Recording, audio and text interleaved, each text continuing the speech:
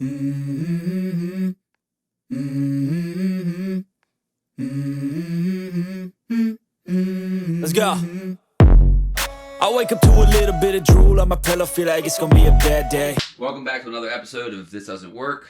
I'm here with my guest, John Huffington. Thanks for being here, John. Thanks for having me, John. Yeah, man, it's a pleasure. I'm very excited about this one. You grew up where in Maryland? So I grew up it's a little small Mayberry kind of town called Churchville. It's right between Bel Air and Aberdeen in Harford County. So that's my family lived there. So You grew up with both parents? yeah, both parents. I had three other siblings. So I'm the second oldest. I got an older sister, me, my brother, then my younger sister. Okay. What was that like out there growing up? Just normal? Yeah, it was absolutely normal. I chose to be the deviant, but yeah, no, it was totally normal. Little league and all the rec services and stuff like that. I actually grew up playing little league with Cal because Really? Cal grew up in Aberdeen, Cal Ripken. Wow. So it was just small, So good not a neighborhood. bunch of like glaring trauma to look at? No excuses. Yeah. None. Right. None. Just to fuck up. Yeah, same. I have some excuses, but Yeah. but yeah, I mean, I think it would have happened either way, Yeah. So what happened? What'd you get into? You started getting high or something? Yeah, a little I bit read of a that. little bit about it. I tried not to read the whole story so I could hear it Right. for the first time, like the whole thing. But yeah, I know that the shit with the courts, it all happened to something had to do with drugs. Yeah. You know? Oh, yeah. Yeah. Well, I mean, it was me probably being too smart, or not smart at all, but thinking I'm too smart. Yeah. And, I started, even in like elementary school, I think I was like hustling candy on the school bus. You buy like a bag of candy and you just sell individuals to kids because everybody, wants the sweets. So I'm like hustling candy. And then, we hit that age probably like 14, 15 for me, where, friends just started playing around and smoking pot, smoking weed. And I'm looking at that like, okay, they're buying joints in nickel bags. Where did that come? That comes from an ounce. Ounce comes from a quarter pound. Right. So I'm like, okay, I'm doing the math. And the thing with me was like, I didn't really like smoking weed. It's just not my personality. And I was wearing contacts. It used to dry my eyes out. So I kind of quit smoking it when it wasn't cool to quit smoking it. Like, but I didn't care. I didn't feed the peer pressure. I was like, I don't like it. I'm Right. not doing it. But I was slinging. And Making way more money than the candy. yeah, so yeah. The gateway drug was this Smarties and Skittles. Skittles, yeah. man, they're bad. So, a lot Kids of our, don't mess with Skittles. A lot of our viewers want to go to prison someday. Start with the. I was saying that, and my friend was like, "Yeah, that's my son's, selling candy now. It's a gateway drug. Stop. Actually, sugar's the worst drug in the world. Anyway. Yeah, it kills more people than cocaine. It does. Yeah. Absolutely. Sugar's vicious. But I had a friend that had gone off to school in Florida. He was 3 years older than me, I guess. And he came back on a spring break or something. At that point, I kind of started, I was dabbling in what we're going to call speed, but it wasn't speed. It was the lookalikes. Now, I don't know if you're old enough to remember this, but they came out with these lookalikes that literally, they had storefronts. You could go in there and buy jars of 10,000. Is it pills? They're In pill pills. form? And they made them to look like street. So it would be like Black Beauties and Bombers, and they looked like it. But the pill content was something, it was like sodium, ephedrine, and caffeine. That was what was in the pill. So it was legal. So he doesn't know this. He comes back from Florida. Apparently they don't have it down there. So he's like, I want to get some speed. I need 10 jars. Can you handle it? I'm like, yeah. I'm going to walk in the store and just buy 10 jars, So I called my man, and he literally opened the store that day. Yeah, I'll open it that day for you. So he paid me part cash and part Coke. Now, this is like, I'm trying to remember exactly, 78, 79. Did these pills work? Did they get you high? They didn't get you high. They just Little- caffeine. Like, Right, you're okay. just buzzing. Yeah. And everybody loved it. They loved it. It's even back then, we used to have head shops. You'd go and buy any paraphernalia you want. And then they passed those laws and stopped. You still got hookahs and stuff like that. But literally, you could go in and buy any kind of paraphernalia you wanted.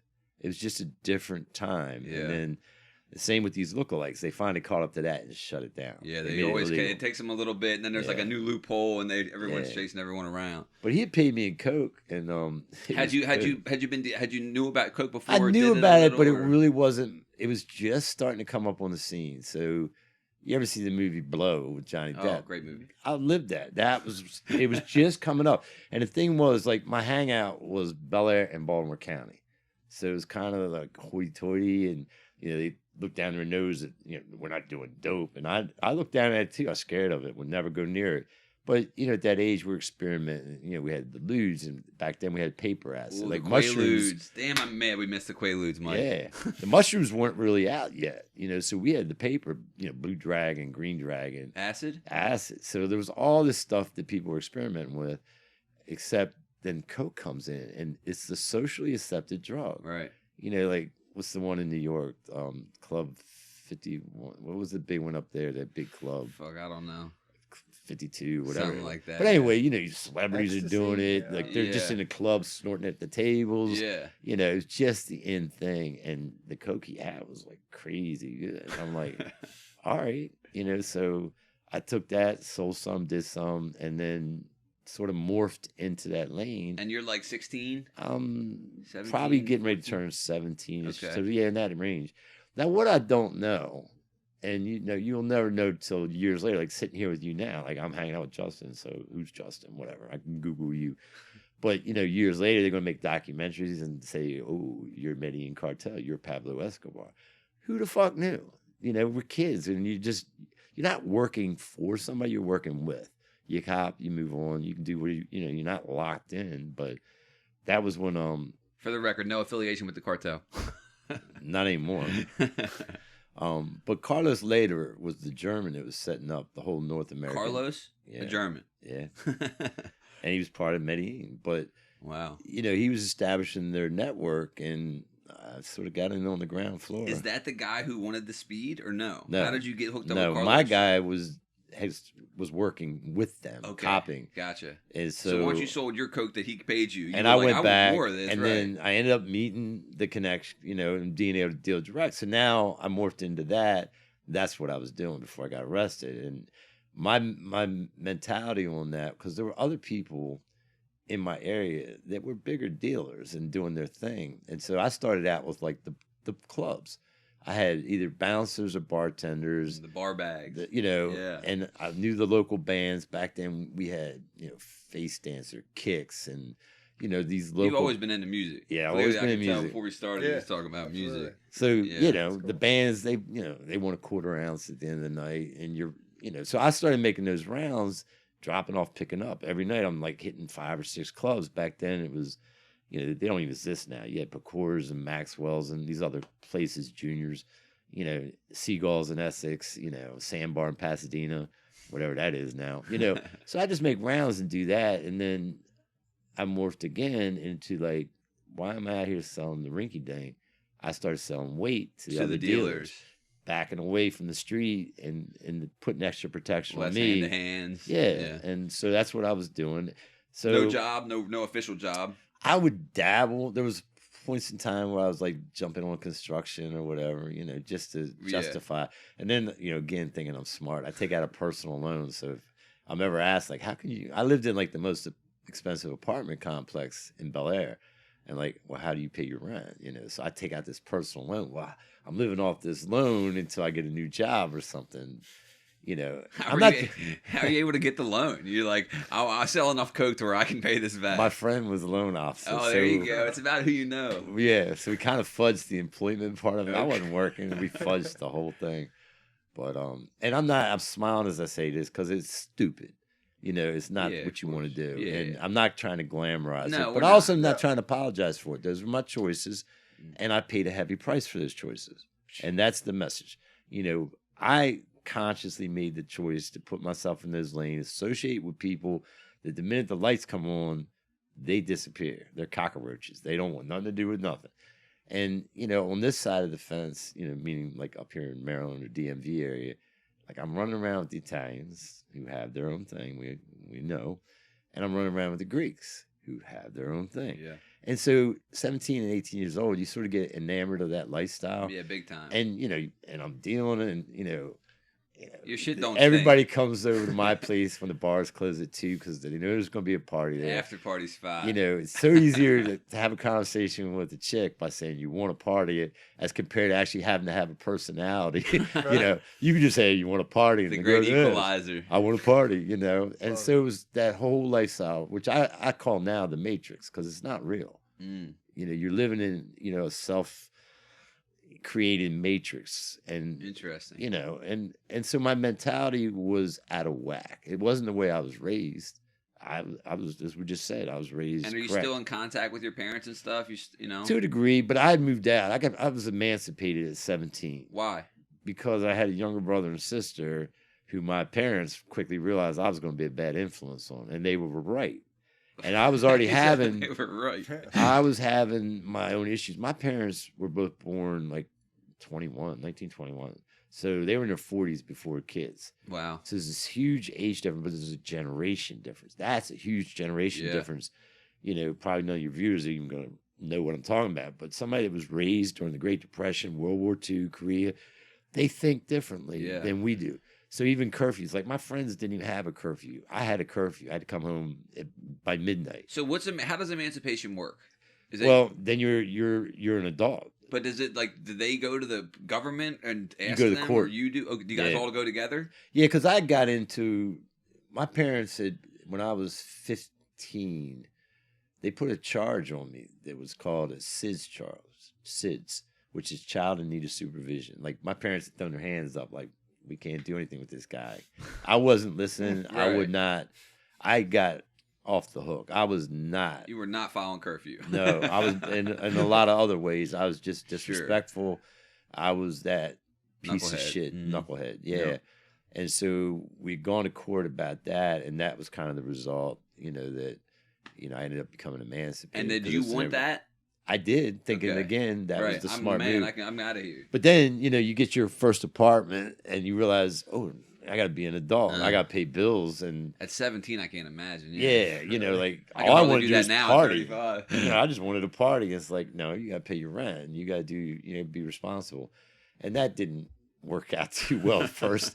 So, you know, it was a learning, you know, experience, you know, that, you know, I became more grateful or understanding what I had and what my parents had did. I wasn't at that epiphany moment yet. You know, I was just aware. But you know, I was living on my own and I was doing my own thing, and you know, then at 18, you know, boom, it ended. So when you're selling the drugs, are you wrapped up into other crime, or is it just hustling? Yeah, just hustling. Right. Yeah, no, I didn't have, you know, I had no adult record. That's what I was wondering about too. Did you have any record? No, you know, as a kid, you know, like I think I had an assault charge. The neighbor had come messing with my younger brother and sister, so I stood up to him, and he's an adult. I didn't put hands or anything, so that's why it just went away. It didn't even happen. So no, I didn't have any problem. I hadn't had, you know, a whole lot of encounter with the police or anything like that. And, you know, I stayed away from them, and hopefully they didn't know who I was. Find out later they knew who I was, and they were trying to get me, but they didn't. If they'd have got me for what I was doing, you know, 5-10 years, and I'd have had to take that on the chin. It's the life you pick, but that's not what happens. So what did happen? So again, I'm running with the Greeks, and there were two. There's cousins and stuff, and they own bars and restaurants and all that kind of stuff. And there were two. One was they love owning restaurants, the Greeks. Oh yeah, that's like a huge thing. And to their credit, the food's good. Yeah. But two of them I was really cool with. The other one, I ain't like him, and I didn't trust him. He was shifty. So you were working with him, but kind of not working with him. Like he was in around. They were friends. The two cousins were really good friends of mine. I hung out with them. The other one I did not hang out with. Didn't trust him. Just bad energy? Bad energy, and he's the kind of dude that would insert himself in the middle of deals. So you know you're going to get hit off on both sides. Like the middleman. Yeah, you're trying to cop, so you're going to help. You know, you're going to give him a little something for arranging the deal. I'm trying to sell. I'm going to hit him off for bringing me a good customer. And he played that middle role. You know, he tried to be a big shot because the cousins' parents had all bought a sub shop and gave ownership of that to each of their sons. So there were 4 cousins. They had this little Fox's Den. It was a sub shop, pizza shop, whatever. And they had thrown him out of the business. I didn't know this till court later, but they had thrown him out because he was stealing money from the till. What we find out later is, back then everybody's like, cocaine's not addicting. It's not, blah, blah, blah. Back when they thought smoking was good for you. Yeah. But, he was addicted. He had to have it. He chased it. He puts himself in these deals. And anyway, so it's Memorial Day weekend, 1981. You're selling soft coke, right? Not crack. No, crack wasn't even around. That was the 80s, right? Yeah, it came after me. And he was looking to copy. He called me, and I was like, I was waiting on something to come in. I was like, I don't have anything right now. Hit me later. Well, he shows up, and that's not cool because I don't even like him at my place. So I'm like, well, we're not going to hang here. So we went to another club called Pecора's where my Italians owned that one. And it's Sunday night, Memorial Day, and it was dead. So been there maybe an hour, and I was with Pat Pecora, and he was like, we're going to shut down. We're all going to go down to Golden 40 if you want to tag along. You know how it works when you're at the club, and the waitresses and the bartenders, everybody goes somewhere else. So we went down there, and the guy at the Golden 40, the DJ there, worked with me, not for me, but he slung as a DJ. He was always slinging down there. And so we go down. I said to him, you got anything? Because you're out. Yeah, we're out. We're at a different spot now. And he's like, yeah. I said, well, Dino's trying to get an 8-ball, so hook him up. So he says, well, when I get off. So now you got to wait till like 2:15, 2:30. So we followed him back. He was living in a trailer home, like a motor home, one of those campgrounds called Long Bar Harbor, somewhere down there. And we stop at the 7-Eleven on the way. I go in. Joe gets out of the car and goes in. This is the DJ. Joe's the Greek or the DJ? The DJ. Okay. So while Dino's we're in the there, Greek. So while we're in there doing that, Dino apparently walks over to the car, says hi to his girlfriend Diane, and there was another couple in the car, and so they have their conversation. Again, I don't even know. I'm in there buying cigarettes. We go back, do the deal. That's it. We leave. Now, wait, you go back to the trailer, to Joe's trailer, the DJ's trailer. Diane went straight to bed. The other couple went wherever. They had another trailer there, and Joe and Dino did their little deal. And here's my thing, like, I don't even want any of that, because Joe's stepped on that shit a lot. Right. He's a DJ. It's a bar. Yeah, it's the bar stuff. I don't want that, and it's 3 a.m. now. I'm done. You'd be up all night if you started doing that. He drove me back to my place, and that's that. Well, the next morning I get the call, like, I need an alibi, just say you were with me all night, blah, blah, blah. From Dino. Yeah, so like young and dumb and anti-police. I'm like, all right, whatever. And so later that night. So did he say what he needed an alibi for? He just said, hey, if anyone asks, I was with you. Yep. And so I'm like, okay, I'll roll with that. So it was the next night. I'll lose track of my time. I think it was the next night. I get a call from the cousin that I fuck with, Tommy. And Tommy's like, what are you and Dino into? I'm like, I'm not into nothing. What are you talking about? He said, police are looking for you. They came to him looking for me. I said, oh. I said, well, I can't have police looking for me. I don't want them knocking on my door at the wrong moment, whatever. It's a bad feeling. So literally, here it is Memorial Day weekend, and it's Sunday night. I said, well, what time you get off work? And he's like, whatever, 10 or 11. I said, well, snatch me. I was at my girlfriend's. So snatch me up. I'll just go in there and find out what the fuck they want. To the police. So I roll up to the police station, whatever, 10 or 11 o'clock at night. Yeah, that's how stupid I am. Well, again, I don't have nothing to hide. And you didn't do anything. And I don't even know what's going on. So I knock on the door and like... Bro, that's so crazy. And they're like... Police, I'm here. Yeah, hello. And that's what they said, like, what do you want? And I'm like, I'm John Huffington. I heard you were looking for me. And they're like, oh, yeah.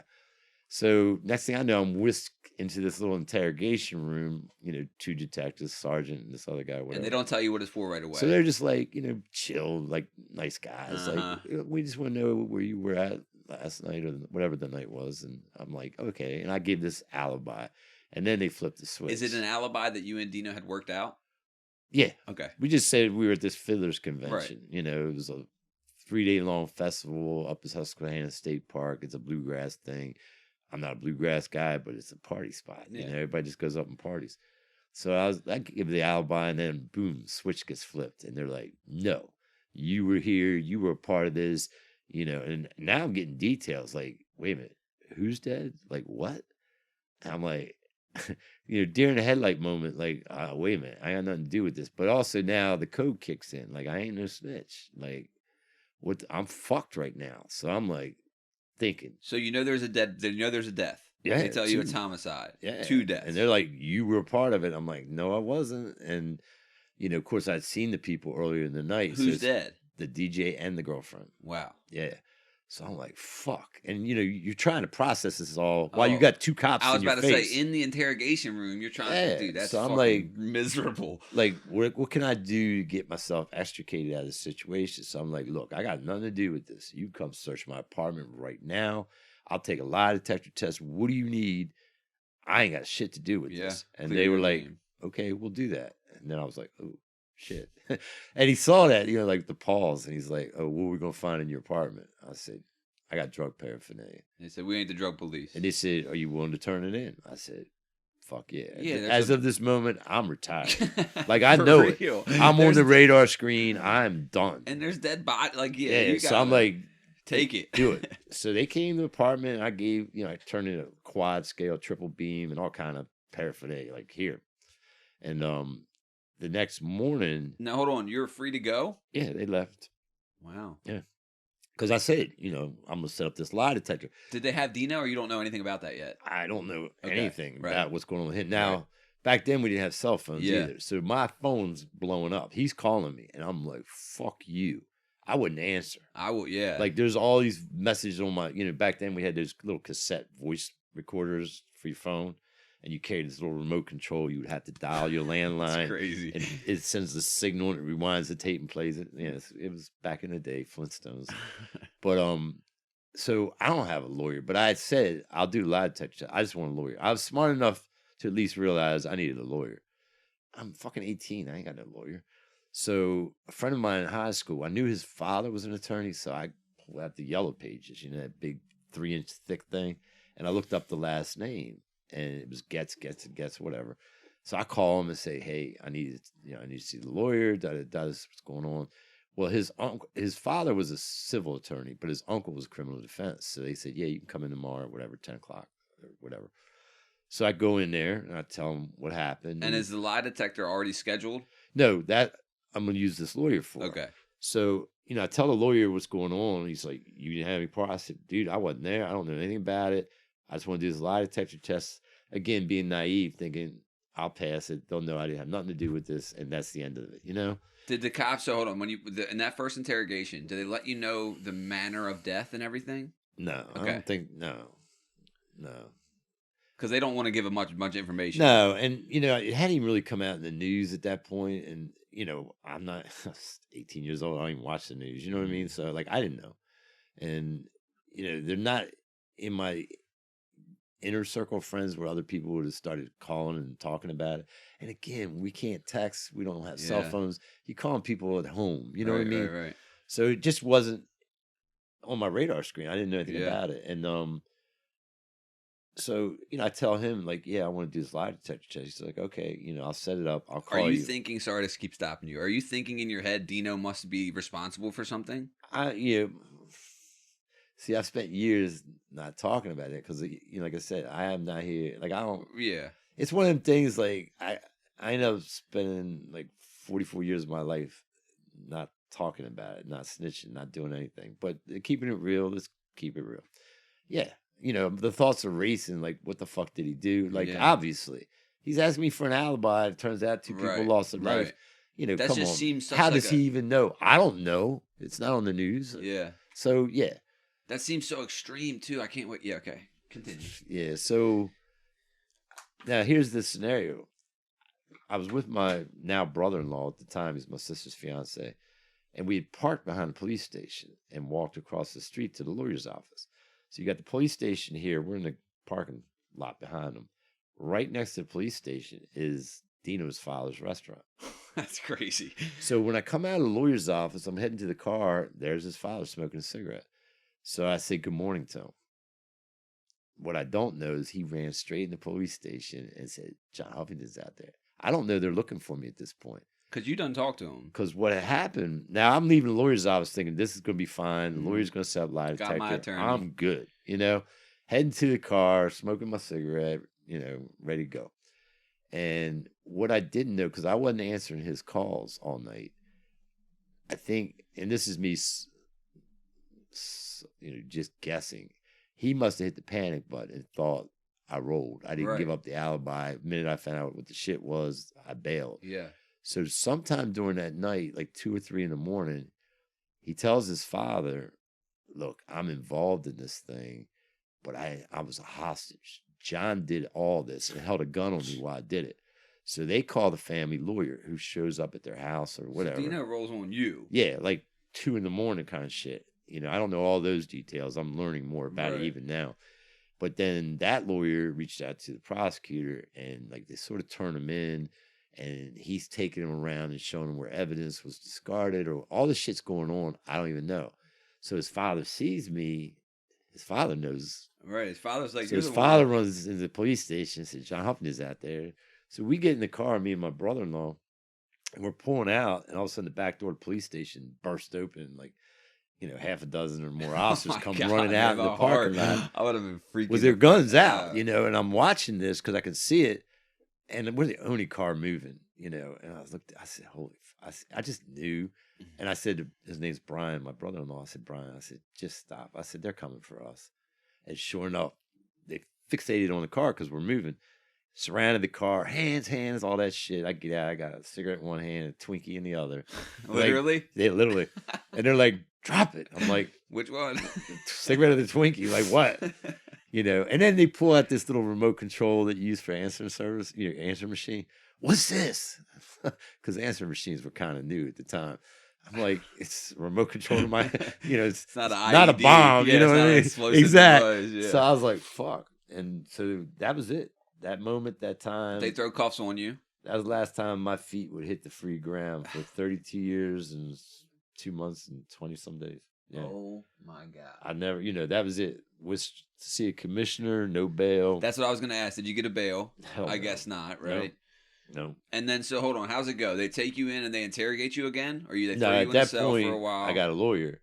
So they take me into the station and I immediately call him. He comes over. He's like, all right, don't say anything. Yeah. I'm like, no shit. Rule number one, shut the fuck up. That much I knew. And yeah, that was it. So, holy shit, man. Did you get to eat the Twinkie? No, I dropped that motherfucker. God right on the damn ground. it. Didn't get to finish the cigarette. Surprised they didn't give me a littering charge. Twinkie and a cigarette butt on the ground. So you get locked up, and now you're knowing that it's what it's for. Mm-hmm. They tell you you're charged with homicide? Yeah, double murder. Holy fuck, John. And then, you know, as it progresses, you know, of course, they serve the paperwork on me, notice of intention to seek the death penalty, because they have to serve that on you. And I'm like, Jesus fuck. But I'm still like, it's going to work out. Because you didn't do it. So right. So you're I'm like, having faith in the justice system. I didn't do it. Like, I don't, you know, at that point, I don't know that he's saying I did it. But then you start your discovery. So you're starting to see this. And how long until you start getting that stuff? You're sitting in jail and then like you're talking to your lawyers and then you're just kind of waiting. Yeah. And you get it in spurts. Yeah. You know, they start releasing your discovery, you know, as they get it or whatever. And, yeah. And then, you know, so now I see I got this clown putting everything on me. And I'm like, and I'm still like, I got nothing to say. Yeah. You can be a bitch. I'm not going to be one. Right. Because and again, if I'm innocent, I'm assuming I don't need to say shit. Like, I didn't do this. There's not going to be nothing to back that up. But then the stuff starts coming in. They say, oh, we got your fingerprint on this bottle. And oh, we got 2 of your hairs at the crime scene, literally on the victim's body. And the FBI is saying this. So now I'm like, what the fuck? You know, but I'm like, you don't have my hairs. It's not my hairs. Could it be? And this bottle in question, you know, it's this big vodka bottle that apparently was used as a murder weapon. But damn, back in those days, you know, everybody had these big bottles. It's part of your decor. You put your change in it and you have ferns sticking out of it or something. I had one in my place. Like, it was just a thing.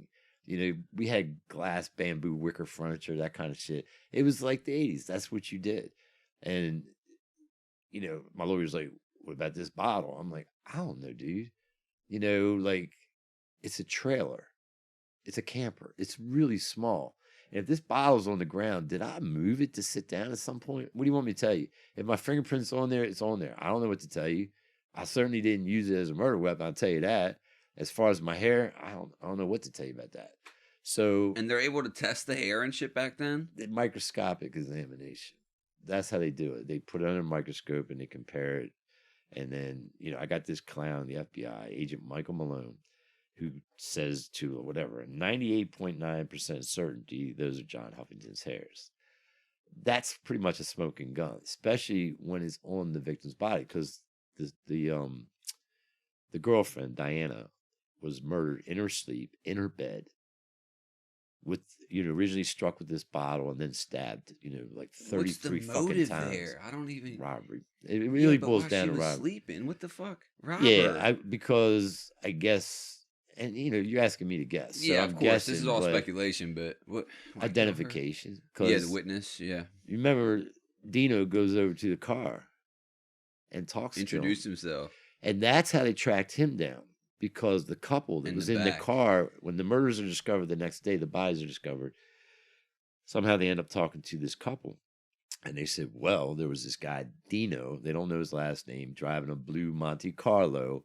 And they were able to track it down through DMV. The blue Monte Carlo actually belonged to his mother. So they roll up on his house. He lived with his parents. He's fucking 27 years old. I'm 18. And guess what he's doing when they roll up? Washing his car. Probably very thoroughly. But guess what part he's washing? Inside? Because the police put it in the report. So anyway, that's how they get on him. How are the two people? So the woman was bludgeoned and stabbed to death. Yep. And then the man as well? With a 6-year-old child sleeping. Oh, my God. The 6-year-old child would wake up in the morning to find his mother. You've got to dead. be fucking kidding me. So he calls out to the neighbors, this couple, and says, Mommy's all covered in blood and won't wake up. So now you got look, there's no such thing as a good crime or a good charge, but now you got a really fucked up charge that luckily this kid was not hurt, but you got a kid involved. It's going to be traumatized for the rest of their life. Forever. Yeah, forever. Yep. You stole the childhood. You fucked that kid up forever. So, that's is terrible. Fucked up. I mean, that's dark. But I still got to defend myself. I got to prove my own innocence here. But it's like, you'd have thought it was Charlie Manson. Like, they fucking had something in the local newspaper every single week and just painted me out to be this. Yeah. So it was innocent until proven guilty. Guilty until proven guilty. Yeah. But, in this change of venue, so I end up in bumfuck Denton, Caroline County for my trial, which is Mayberry all day long. So it was kind of like a foregone conclusion that I was going to get fucked on this. And that's what happened. I still they're not going to find me guilty. I didn't do it. Like, the truth is the truth. And the truth shall set you free, right? The truth put me with 2 death penalties in 21 years. That was my sentence. Death plus 21 years. How long is the trial? 2 weeks. Do you take the stand? I did, my first trial. Wow. Yeah. There was multiple? I had 2 trials. Because the first one was a mistrial or something? The first one, okay, so they put me on death row. This was trial, interesting enough, November the 13th, they convicted. That's my birthday. Is it? Yeah. Friday the 13th in 81. So I wake up that morning, everybody's like, today's Friday the 13th? Today's Friday the 13th? I'm like, shut the fuck up. I know it's Friday the 13th. Jury comes back with the verdict, Friday the 13th, guilty. Go back for sentencing later because the death penalty it's what they call bifurcated hearing. So you have a separate hearing later. So we had that, I think it was December 2nd. So when you're found guilty, they don't sentence you, right? Not right away. So I go back in December and had the sentencing, and that's when they put me on death row. Now I go into the system, end up in the penitentiary, all that good stuff. And well, can we back up right there? Mm-hmm. Are you expecting death row? I mean, it's a possibility. Yeah, it's obvious. When they say that to you, you're 18. Yeah. Oh my God, bro. Yeah. It's like making my eyes watery. That's so heavy, man. You're 18 and they tell you you're getting the death penalty. Yeah. That has to feel. I can vape, right? Yeah, yeah. I saw Jackson K doing a lot of that. Yeah. So that has to feel like the weight of the world. I mean, are your parents in your corner? Are they at the courthouse and everything? Yeah, they were in the courtroom and that created a problem too because. Well, I'm not going to talk about that part. I had a run-in with the victim's family at that first trial, and it could have been avoided, but I'll say it now that I said that. But, yeah, I'm like, what do you mean now? I'm like, what is it? Well, the whole time, and I don't know her family. Like, the male victim, Joe, didn't really have any family. Nobody was there, but Diane's, had a family. And like her father and her brother and other relatives would come to the trial, and I didn't know who they were, never met them.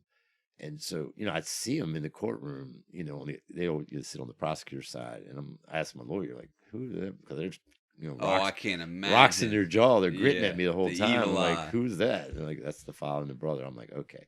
So I made a point of not engaging eye contact, leaving them alone. They got all the right in the world to be fucking pissed. Sure. But at the end, when I got the death penalties, and my mom was sitting there, and there's nothing I can do. They're throwing the 3-piece on me, and so I had turned. But as I turned, I guess my gaze went past them to get to my mother, and I smiled at my mother because she was crying and upset. I smiled at her like it's gonna be okay, like I'm letting you know. I wasn't like these little smart asses you see on these TikTok videos now. They're grinning at the victim. Yeah. I didn't do that.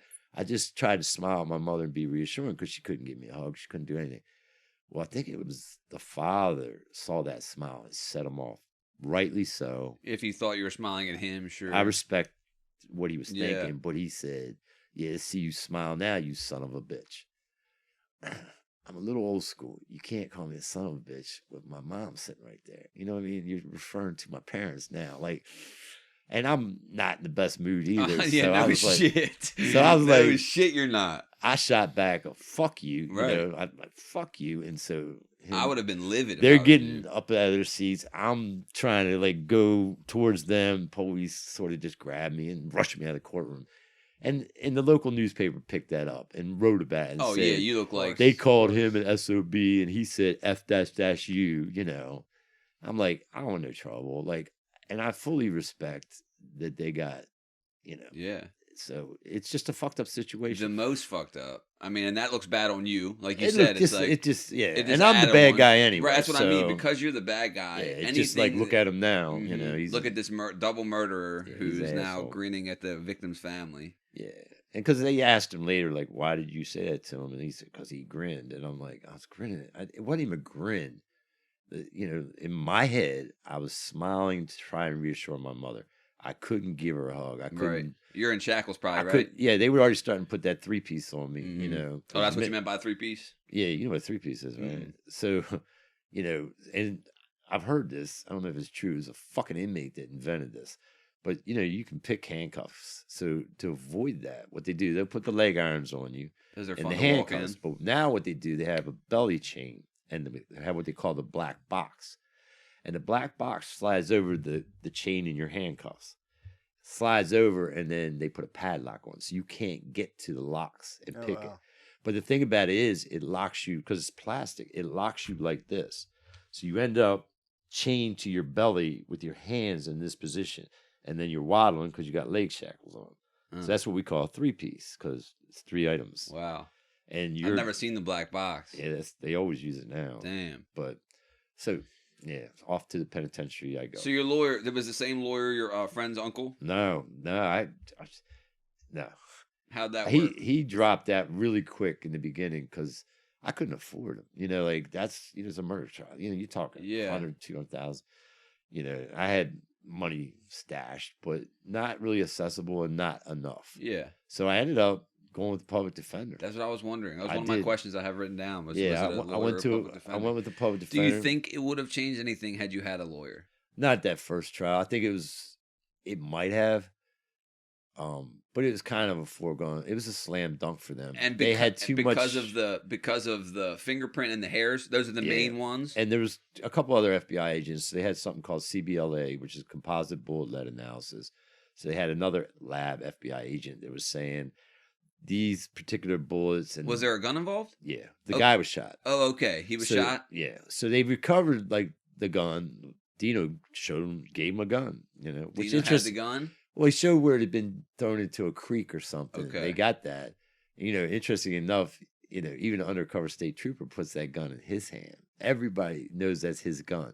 But he claims to have sold it to me. But every time he testifies, he changes when he sold it to me. Like if you look at grand jury's police statement, 2 trials, 3 trials, it's never the same time frame. He's like, that was my gun, but I sold it to John. Now it's John. 3 weeks before, 2 weeks before.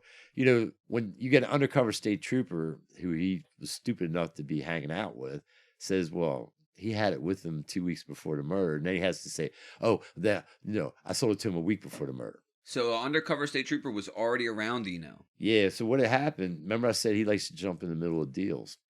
So what had happened, this is before the murders occurred. These 2 undercover cops come into the sub shop. And they're eating lunch. And they're talking about busting somebody in Cecil County for cocaine. This gentleman, Dino, all he hears is cocaine. He jumps in their conversation. Oh, I'm the man. You did say he inserts himself. He's like, I can get you whatever you want. What do you need? I'm the man. So they're just sitting there like they cover their badge. They're like pizza and a bus. We loving this. So they're like, okay. So they wanted I forget what I think it was like a half ounce. They said, can you get a half ounce? I had no problem. He brings them to my apartment. And I'm looking at these clowns. I don't know. Like, what are you talking about? I don't sell coke. Like, get away. I run them off. So they literally go around the corner in the same apartment complex. A friend of mine dealt, and, we used a lot of the same connections. This lummy sells them a half ounce. Now, his roommate's a pagan. The guy, Tommy Wagner, sells this coke. So they don't bust Tommy because now they're interested. They've met me. They're like, we want him. We want to, you know how they do. They work their way up. So they don't say anything. So they come back at him and say what they want the next time. A couple ounces. They want to go higher to see if they can get away. Still good up here? Yeah. Okay. They want to get away from Tommy and see how high up the chain they can go. So again, Tommy's the roommate of the pagan? Yeah. Okay. So I stay out of this. They go to Tommy, Dino calls him and Tommy sells them what they want. So they're like, damn, well, Tommy can handle that. Then who the fuck is John? And da-da-da-da-da. So they still don't bust anybody. It's a sealed indictment, ongoing investigation. So then the crimes occur, the murders occur. And there was a murder and robbery. Right. Okay. So now that case is kind of over. So they gave Dino a bail on the murders because he's cooperating. They give him $100,000 bail. He's out. I'm locked up, no bail. So then they unseal this indictment because it's different. This is state police, and it was like a joint task force, DEA, and all that stuff. The murders are underneath the sheriff. Now the state police is like, well, we got him on these charges. It's not going to go any further. They unseal the indictment. They arrest Tommy that sold the shit, and they arrest Dino for that. While he's out on bail. Yeah, but then they set bail at like $35,000. Did they charge him with accomplice or did they charge him with murder? Do you know? They charged him with the murders. Okay. Yeah. And now they arrest him on the drug charges. So he posts bail on that. Damn. So now while he's out, he knew we were getting some stuff in from Texas and he knew about it. He knew enough that he set our guy up, who was a bouncer. For the police. Yeah, so this guy gets busted in Golden Ring Mall parking lot with like $300,000 worth of coke that he just brought up from Texas. So once they did that, at this point, they're done with Dino. They've gotten everything they can get from him, so they fucked him. They said, oh, you're a flight risk. We're worried you're going to run degrees. Yoink, yank his bail. Revoked his bail and threw him in the county detention center with me. You're probably happy when Fucking that happened. idiot. Now, like, did you guys see each other in there? No, because he had an separate. enemy alert, so I wasn't allowed. I couldn't even be out in the hallway at the same time. Right. In the visiting room, you talk on the telephones in the Hartford County Detention Center. So the guy's side, because there were women there too, the guy's side stand up and you're looking through a little window, talking on the phone. The women's side, they could lock the door because they're women. They don't want the guys interacting. So they would always put me on the women's side and lock the door if he came out and visit at the same time. We couldn't be in the hallway. We couldn't be anywhere near each other. Right, because this guy's now a witness to you, saying that he saw you commit these murders. Yeah. That's so crazy. Yeah. And now, so that's still in the jail. That was in the jail. And then, I get convicted. I get 2 death penalties, blah, blah, blah. The little 2 death penalties, blah, blah, blah. Yeah. He goes up for his trial after me. And that's some shit there because the state had like 5 witnesses I didn't know anything about, including this undercover cop from the drug deal. Right. And the cop is not only talking about the drugs, but he's like, they were going out at one point and Dino got in his car. And then he said, wait a minute, I got to go get my gun. I don't go anywhere without my gun. Went back to his car to get the gun. Now the cop's like, shit, I don't really want this guy in my car with a gun. So he's making small talk like, oh, what do you carry? So Dino pulls it out. So he identifies this gun. It was a 38. And something about the handle, it had a wooden hand grip and it had some kind of animal engraved into it. Or 38's a revolver? Yeah. Yeah. So he sees this gun because Dippy Doo, is a braggart and shows him the gun. He puts that gun in his hand 2 weeks before the murder happened, or some time frame close, which, hey, it's a fuck you. I had gone to my trial. I didn't know nothing about no cop. I didn't know nothing about another friend of Dino's who said the week before the murders happened, they were at the campground, copping, and they pull in, and he said, getting out to go get, make a buy. And Dino reached under the seat, pulled out a gun and a knife and said, we're going to go rob them. And that's in his trial? Yeah. This other guy is named Stephen Raza. I don't really know. Stephen Raza testifies at his trial. This is going. They should have been at your fucking trial. Right. Well, the state had hid this. If they had an open shut case, why do you there were 5 witnesses I didn't know anything about. That's crazy. And they used them against him. And so he ends up getting convicted of murder, of one of the murders, and gets a life sentence. How one? I guess they didn't have enough evidence for the second. Right, because I'm not involved. I don't go to his trial. I got nothing to say. Right. I don't know nothing. They don't even ask you to come testify because they know you're not saying nothing. They, in the beginning, like whatever. They tried to get me to like flip on him. And right, of course. I'm like, first of all, it's not even my character. Two, I don't and know you didn't see, right? So I you're don't like, know I don't nothing. have nothing to say. Yeah, but I'm not even going to say anything about anything, So that was the way it went down. And, so then, I filed what's called, that's a Brady violation, is withholding exculpatory evidence. So I filed a motion for that. Theoretically, I should have won a new trial right there. Right. But because I was on appeal, the judge said, well, you're already on appeal, so let's wait. So you already filed an appeal. Right. It's automatic in a death penalty case anyway. Oh, okay. So there's an automatic appeal when you get a death penalty to review it. Yep. To Maryland's highest court, the Court of Appeals at the time. So he's like, I'm going to hold this, and I'll make a ruling after we see what they do.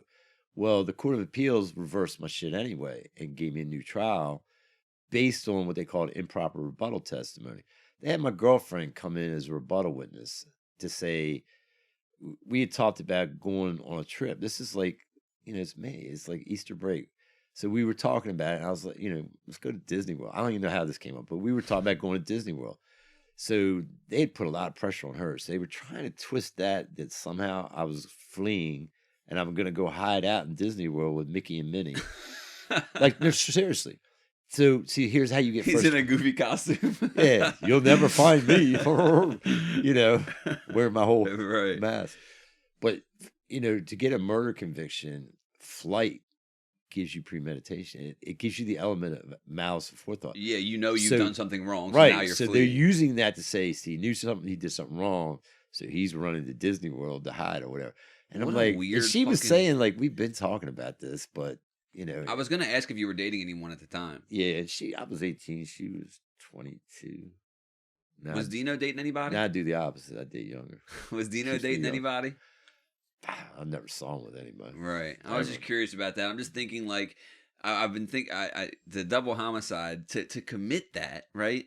I just feel like I don't know, something about if I have a girlfriend at the time, I'm not going to, I don't know. It's just, I guess I'm not going to do it regardless. But how much was the robbery? Yeah, how much was the robbery for? According to him, it was only a couple $1,000 and some coke. Two dead people for a couple $1,000. Oh my god! And they were the parents of the 6-year-old, I guess, both of them. No, it was her son kid. by a different person, and they weren't married. They were like common law, right?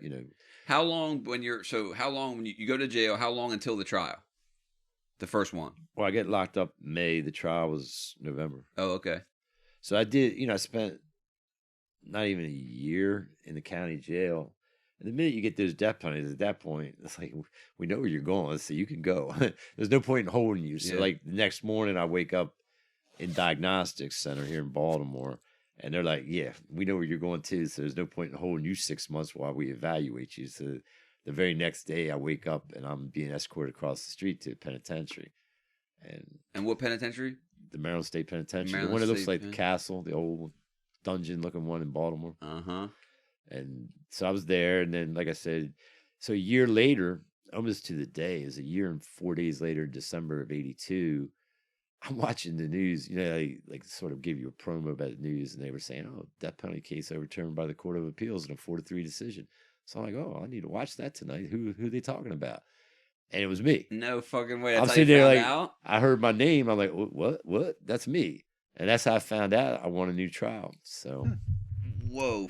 So now death row they just have a section for that in the Not prison? then they didn't. We were just normal population. Really? We were just anywhere in the regular population. Wow. Yeah. So you're just Gen Pop. Gen Pop. I was one of the few white guys in there at that time. Yeah. There weren't too many. They weren't on, we call it chicken farm, but PC. Penitentiary. Let's just say it was not a pleasant place. It was a rough spot, but especially that young, I'm sure, man. And I was good looking back then. Not anymore. Yeah, I mean, but look, and honestly, guess what? My neighbor doesn't give a fuck that I got 2 death penalties in 21 years. He's got 5 life sentences. He don't care. Right. It's not even about that. It's about how you carry it.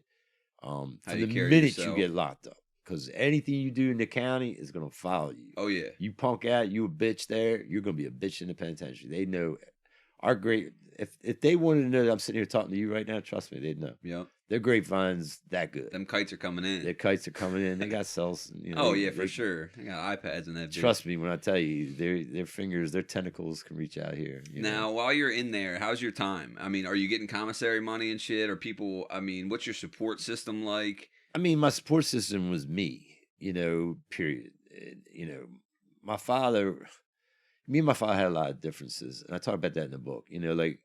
I gave him all the reason in the world. I was a shithead. Right. I was a knucklehead, and my father had a PhD. My mother had a master's. So education was huge, and I dropped out of high school my junior year. I wasn't stupid. I did well. I was always good in school, and I dropped out. Waited 3 months. Got my GED right away, and actually I was in a couple of courses at Hartford Community College when I should have been in my senior year of high school. But my father never forgave me. We just never connected. Do they believe that you're innocent? Oh yeah. Okay. No, they stood by that. Right. But he, when I got locked up, he had sent me a letter, and said, "You're not part of this family. Don't ask for no anything." fucking way. Yeah. Well, I just disowned me when I was 15. I was taken out of the will at 15. I mean, but again, I respect that. I was that kid. It is what it is. I was emancipated at 17. I've been on my own, ever since, and I made my own way. So I did it in there. You get a little prison job. That's what I was wondering. Did you have a I'm job? a gambler. I was playing poker. You hustle for your cosmetics and your cigarettes and, that kind of stuff. But, I just let it be known, one, how I carried it from day one, and then going in there, I was just looking for an excuse to demonstrate how I was going to carry it. Were you terrified to go to prison? No. No? I was not terrified. I was anxious. Right. I was more scared I was going to have to do something I don't really want to do. Right. And that's the thing in there. You have no control over that. The law is the law. If there's a violation, you better represent it. And right away. You don't have a choice. Yeah, for some of the smallest things in the world, any disrespect. Disrespect is disrespect. People don't understand how much respect is in those places. I say that's going to be my next book, to write a book about, one, respect and about prison etiquette. Because if people would follow it out here, people do shit out here. They hide behind the facade of society or cameras everywhere or HR or this or that. They do some shitty shit. And inside you would be, there are consequences to everything. Like literally I was at an event at Prime Rib, and hoity-toity thing, Cordish's private party.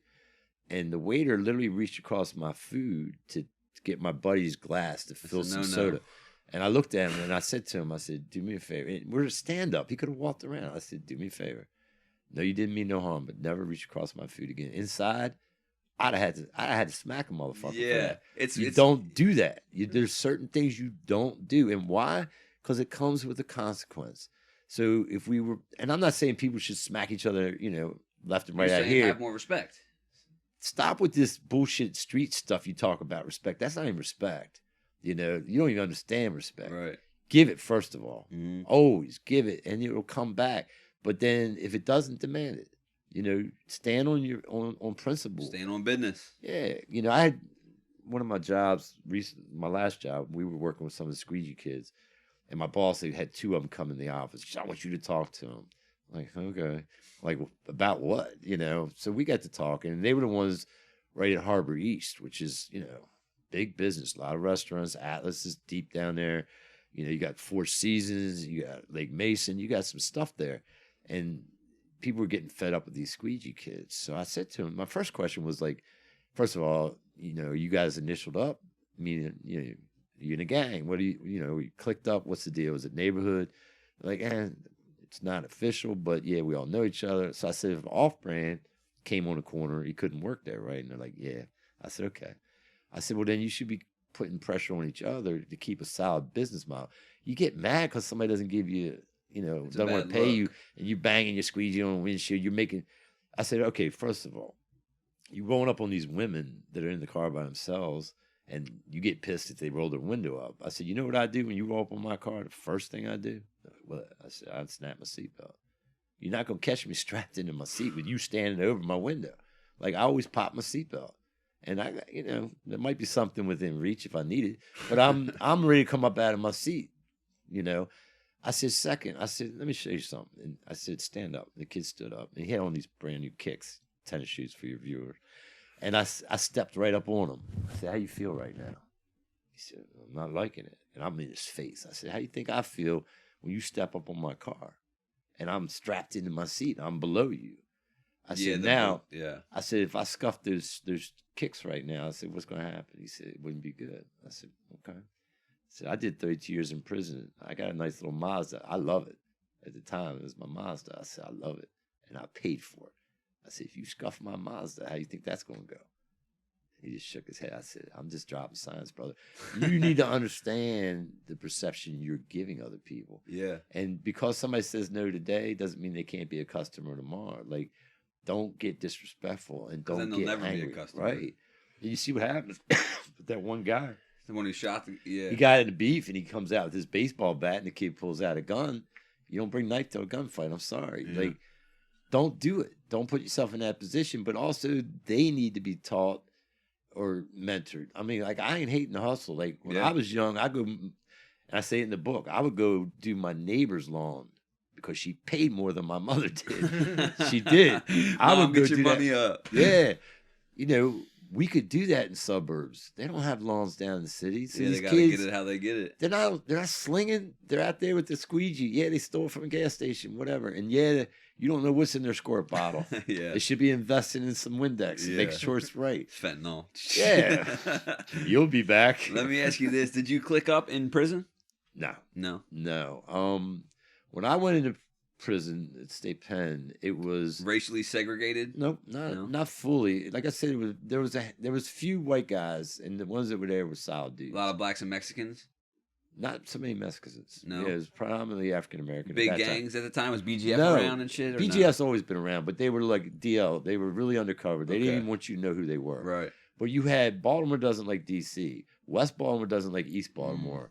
Neighborhood doesn't like neighborhood. Right. You had a lot of that. Yeah. And then, as more people, as times change and people are getting locked up, then you start seeing, like Bloods and Crips are coming in and MS-13 and some other things.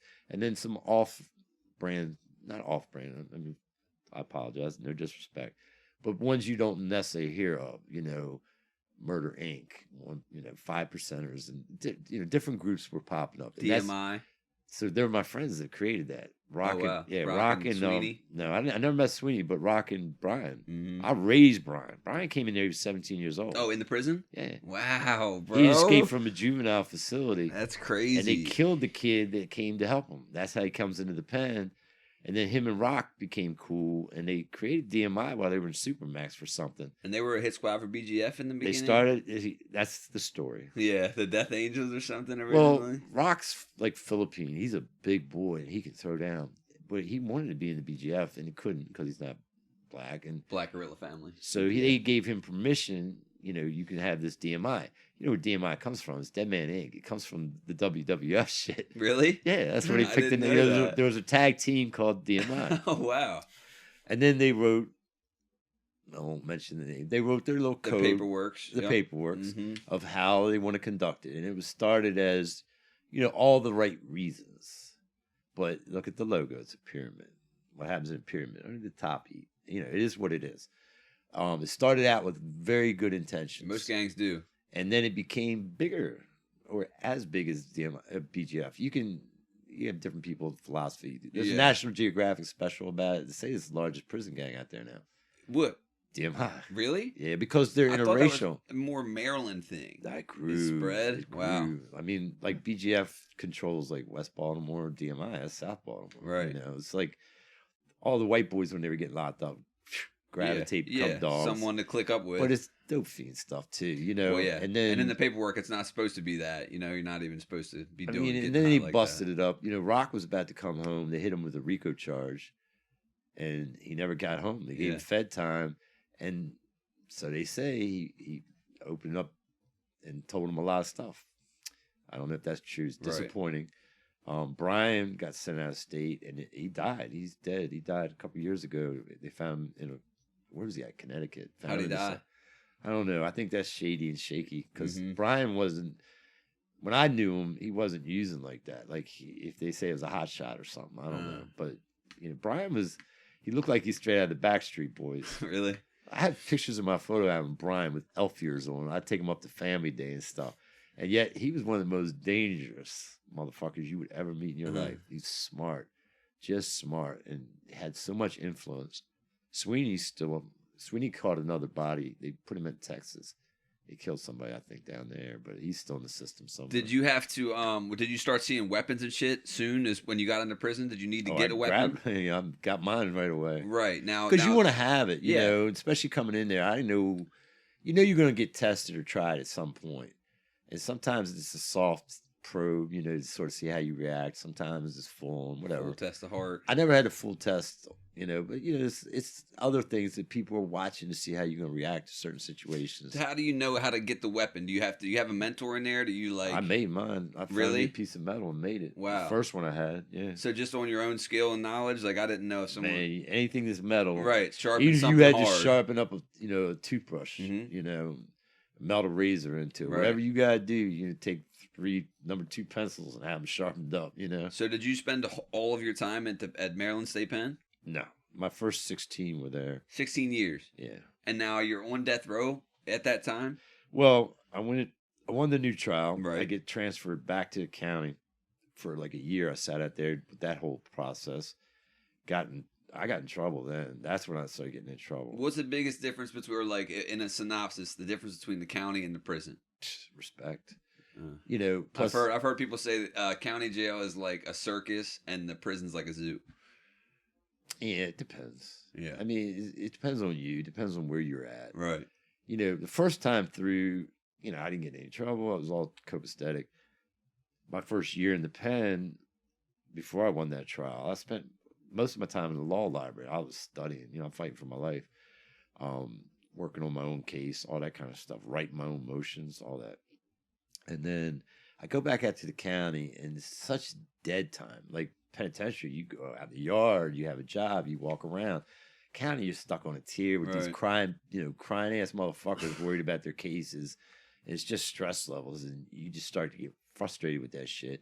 And then the cops that are there want to be road deputies because they're all part of the Hartford County Sheriff, but they're not for whatever reason. So they're disgruntled. Yeah, they're sadistic motherfuckers. And, you know, and my thing was in the penitentiary, like, you're right there with the officers. You intermingle every day. You know, there's nothing keeps you from them, that type of thing. County, like, you're, you know, on the other side of the bars, and, yeah, they're in the bubble, and they talk greasy. So now I'm all more about the respect. And so I actually got like 4 or 5 street charges when I was back in the county. 4? Let's say 4. No, I'm saying for what? Oh. I thought you were helping me get out of the 5 number. It was only 4. Yeah. So I had 3 assaults, and then I had 1 attempted escape. They gave you, an attempted escape. Yeah. What were you, getting transferred and try to dip off? No, so like the assaults were, 1, I broke this police's arm, and I'm glad I did it. That motherfucker, this motherfucker, and I don't mean that in a bad reference to anybody. The colloquial, you know. But he ended up in this other case where this guy supposedly hung himself in the holding cell in full view of the officers, but then they found semen in his butt. The inmate that fucking hung himself. And the guy was never in population. Yeah, and you don't put semen in your own ass. This fucking piece of shit that I'm talking about was part of that guard group that was guarding him. And I shouldn't have used the term, but he is a homosexual. So yeah, I'm glad I broke his arm. That happened before this. So Was he trying you? Not well, yeah. And you know, they were doing something, and he had reached through the bars and tried to grab me. I'm like, that was dumb. Yeah, what the fuck? Now your forearms through the bars, and guess what? Ouch. Mm-hmm. Damn, y'all were just chirping at each other, and he reached in there. Yeah, he was chirping. You know, I don't chirp. Right. I don't. Why are we talking? Like, Yeah. I don't. That's not me. You know, I don't know. Damn, so you got street charges. Well, what happened was, then the trial happens, and again, it's separate things. They reconvict me because I got a bullshit lawyer, private lawyer this time. He didn't present no evidence. Now, remember, my first trial, I had 5 days worth of evidence and testimony.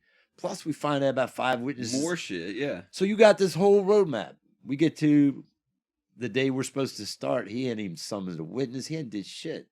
So the state rested, and we're supposed to start, and he rested. It's a public defender? No, he's court-appointed private attorney. Okay. Yeah, so I'm like, fuck, I'm fucked again. Dude, the mental Yep. roller coaster of So now getting I'm in that a second mood. trial and then losing it again. Yep. So now I'm in a mood, and I got to go back in a couple months to get sentenced. So I'm like, fuck you, put me back on death row. I'd rather you do that than put me in life in prison. You know what I mean? So I didn't give a fuck.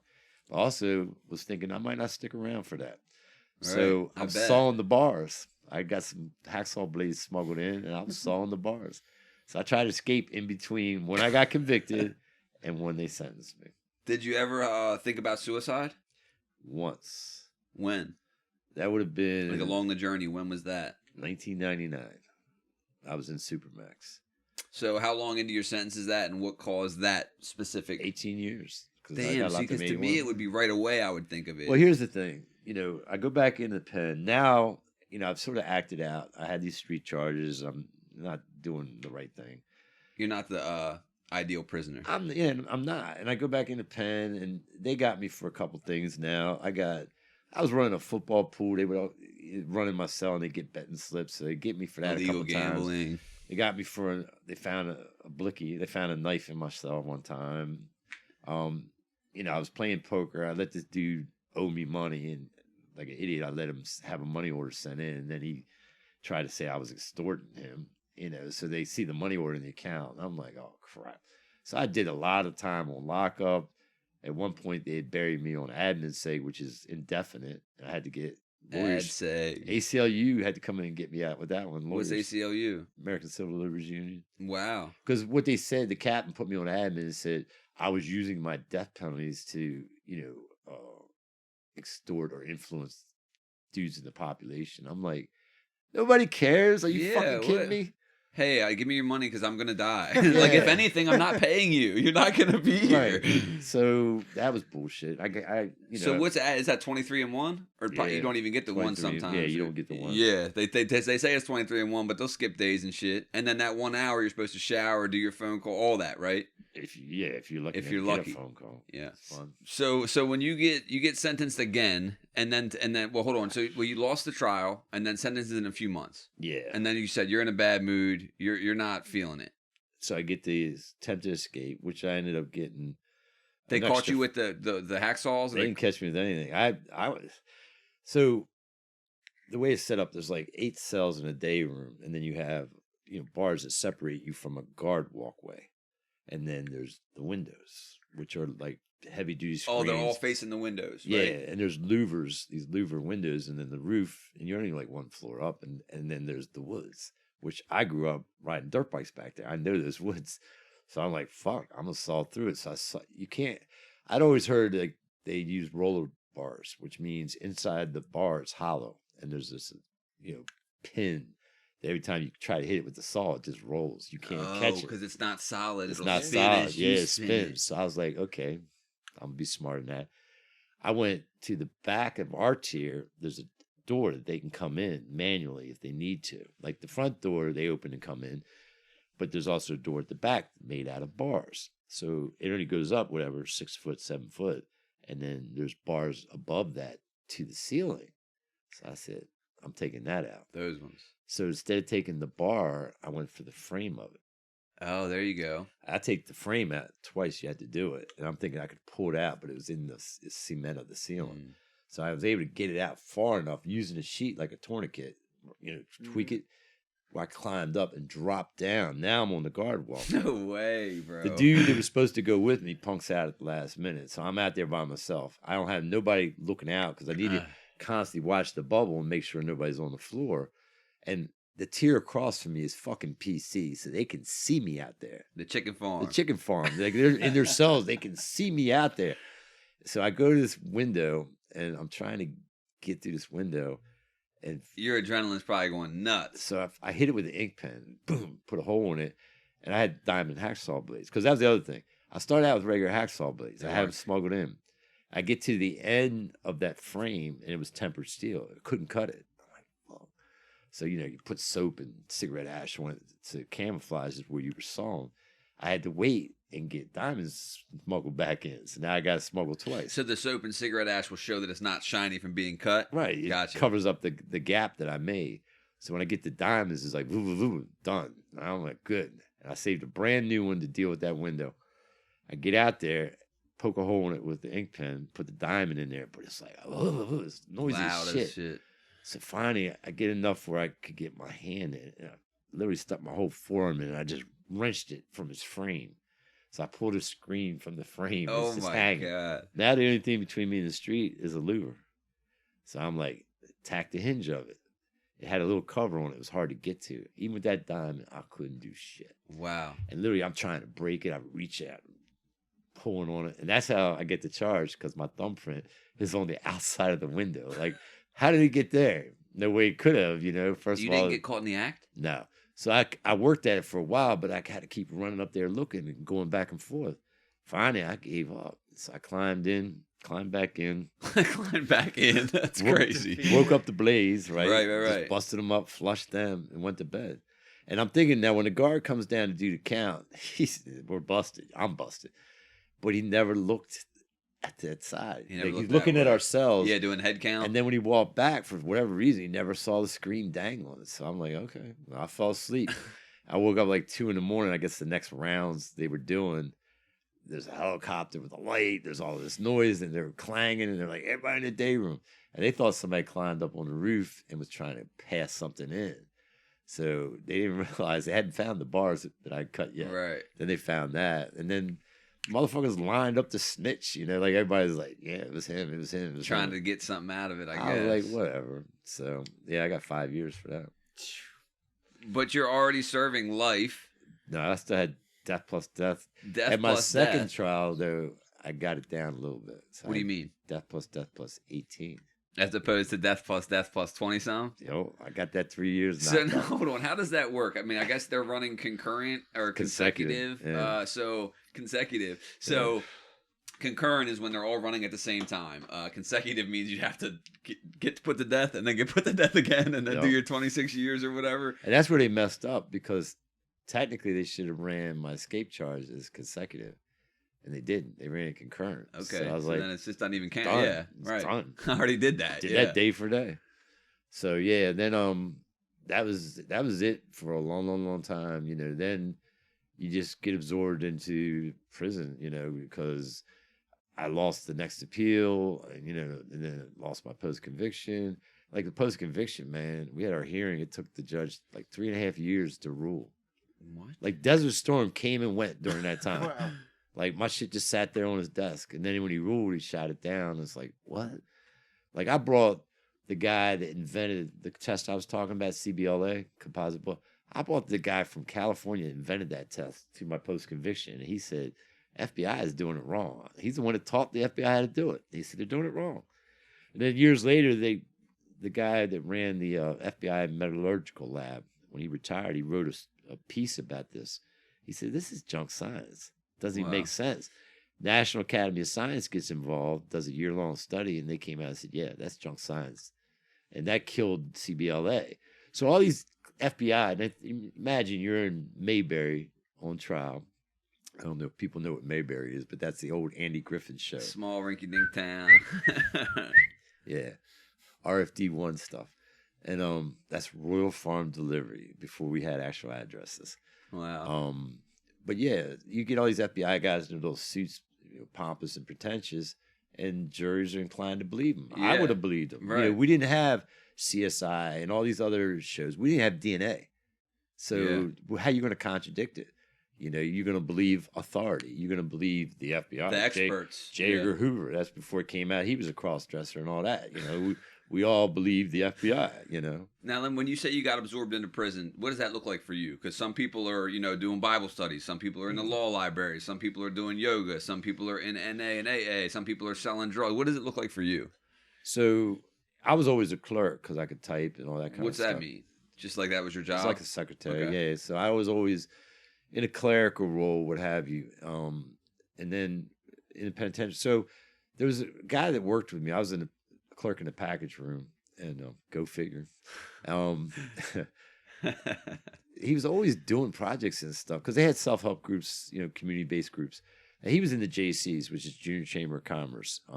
It's leadership development through community service. It's a great organization. Anyway, I got interested, sucked in. As soon as I walked in to that organization, I became their Ways and Means director, which meant I raised funds for them. I would buy duffel bags and then resell them to the population at a higher price, or wall tapestries. Like, believe it or not, we could buy these things. Sunglasses, candy, donuts, things that we couldn't get in the commissary. So I was always raising money, and then that was 86. 2 years later, I became president, which was interesting, for a white guy. About 120 guys in there, but we were doing good things, like really positive things for the community. Well, we had a footprint inside, but we had a footprint outside too. And a then lot you of good stopped stuff. doing shithead stuff? I had stopped doing shithead stuff. Stopped catching charges and stuff? You started let me just do my time? And that woke me up. I'll be honest, at the time, like, I started slinging a little weed in there, because they sell a chapstick cap of weed for $5. Can you imagine? $5. You get a quarter pound in there. That's a lot of money. Yeah, oh yeah. But I stepped away from that, and I said, my friend and my partner at the time wasn't happy, but I was like, no, I got to do the right thing on this, because, I got 120 guys. The majority of them voted for me, and So you took that role seriously. I took it serious, and my mother said something to me too. She said, "You must be there for a reason. Figure it out. You got to listen to your moms." And I was still at this point now. I'm conscious. I'm awake. I'm realizing I was a knucklehead kid. I'm trying to redeem myself. I know I'm facing the ultimate, peril or whatever, but I got to do something, fix my life here. It's like, you're right. I got to do something. Wow, good for you. And I was so becoming everything they wanted me to be. I was the convict, and I'm like, you're like proving them right. I'm proving them right. I'm not helping my cause. Wow. So I was like, which is easy to do, like you said. I So mean, you're easy. disgruntled. You're mad. You're been sitting in prison for fucking murders you didn't commit. right. And I'm young. yeah. You stole my whole life. Yeah. When I should have been partying with my friends at the beach at 18 and all that kind of stuff. And, I just got serious, and, I found out I was good at it. I was really good at developing a network. I was good at getting shit done because I could walk. I always say I could walk through the raindrops a little bit because I had the respect of the population, like the heads of all of those gangs we talked about. They were all people I grew up with in there. And so I had their respect, but I also had the prison administration's respect because I was doing programs that were good. Right. 2 of the programs I started are still there in the Maryland prison system to this day. Beautiful. Yeah, Family Day, and I was one of 2 inmates. We brought AVP from New York down here to Baltimore to the Maryland system, which is Alternative Violence Project. It's conflict mediation kind of stuff. But I'm proud of that. And I read this little thing. I didn't know about the poem at the time, but there's a poem called The Dash. But I read this thing at the front of a book I was reading about it, and I was like, it resonated with me. And what it basically says, at the end of time, most people are delegated or relegated to a tombstone. On that tombstone are 2 dates. In between is a dash, but few ask why. So your dash is your legacy. What the fuck did you do while you were here? Yeah. I'm not Rockefeller. You're not going to have buildings named after me, and they'll crumble eventually. It's more about your impact. Like, how are people going to remember you? What the fuck did you do that made this journey worthwhile for yourself and for anybody you came in contact? Yeah. So that became everything. I'm on death row. So I was like, all right, well, if they kill me, 1, I got to make sure they always have doubt. And 2, I'm doing something with this time that I got. Making it productive. I'm gonna make it count. Now the death penalty. So how does that work? Why do people sit so long on death row? Well, they don't anymore. But for me, it was because there was still a lot of stuff to be worked out with. There was constitutional challenges. Once somebody takes it to the Supreme Court or does this or that, and there's a ruling, well, you can't raise it, because it's a ruling. But there was still, it was fresh enough that, and Maryland, until John Thanos came along and did a Gary Gilmore. Gary Gilmore was in Utah and said, "Oh, I'll buy the bullet, kill me." And so they did. That's the famous movie. Norman Mailer wrote the book.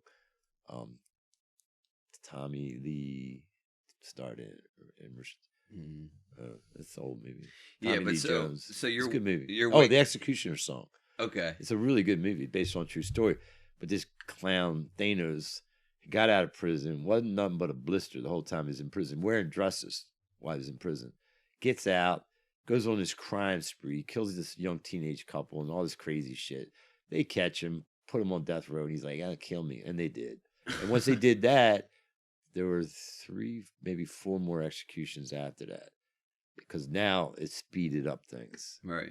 So. And so are you waiting for them to, how does it work? You're doing your time, but you're on death row. So at any time they can say, "Hey, we're going to kill you," or you're still waiting for something to go on the paperwork shit. So I was on death row for almost 10 years. Only once did it even come kind of close. Because when they sentence you, they're like, "Well, you're sentenced to die the week of this." Oh, they let you know? Yeah. And so I was clerking. This is at my first one. After my first trial, I was clerking for the 8 to 4 shift major, who also was the executioner. Wow.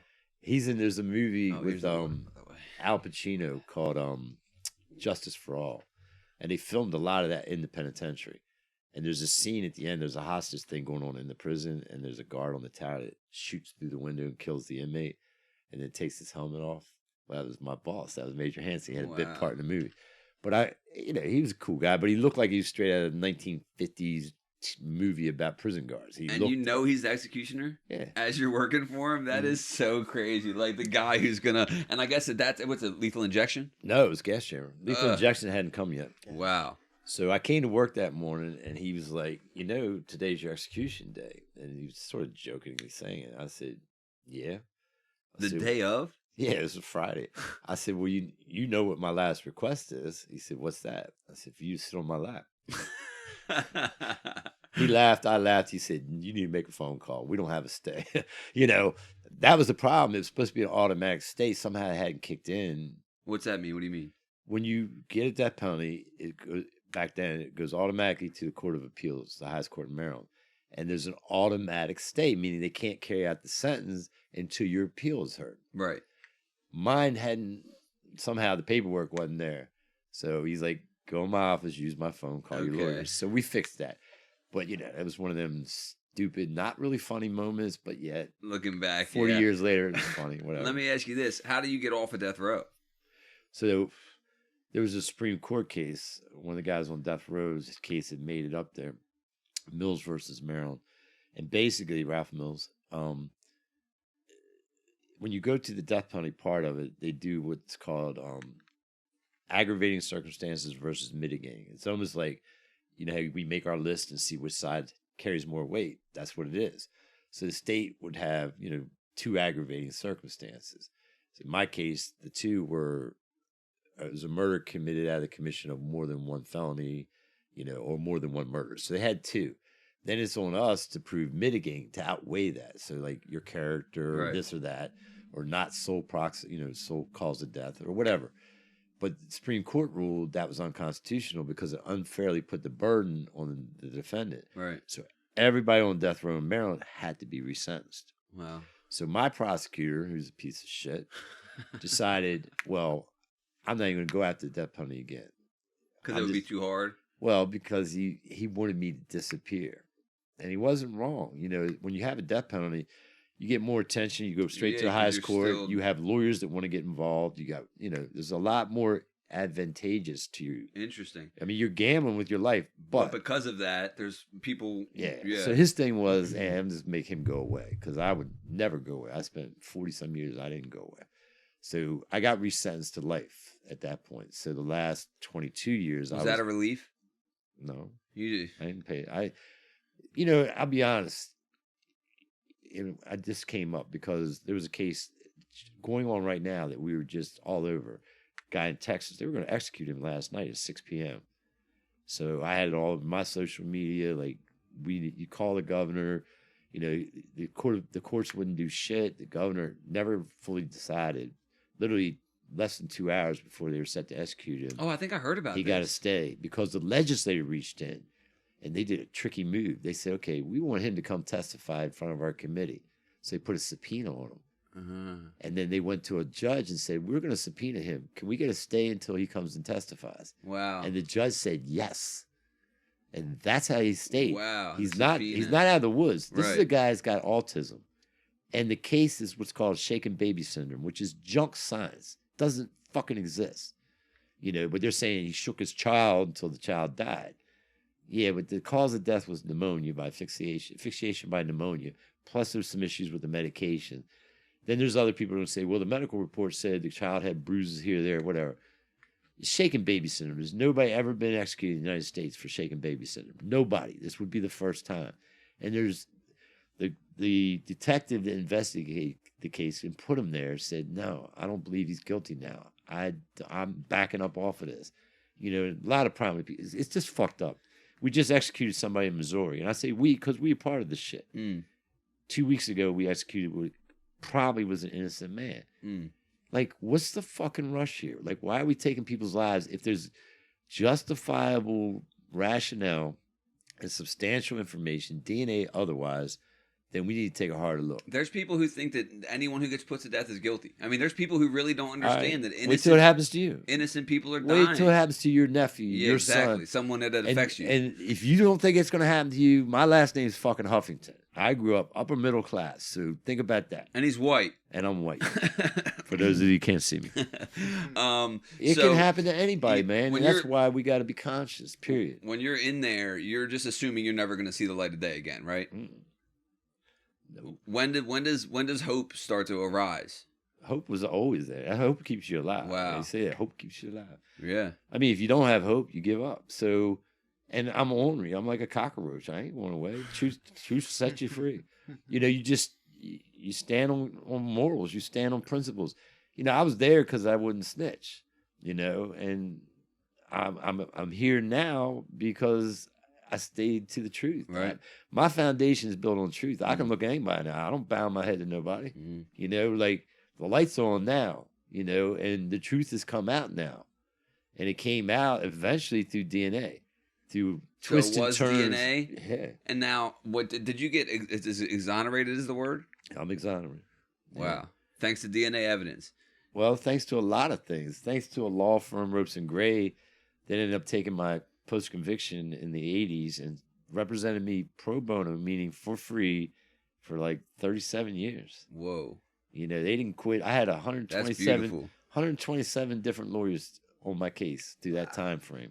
God. We never let it go. Never let it go until he walked me out the door. And never didn't let it go after they walked me out the door.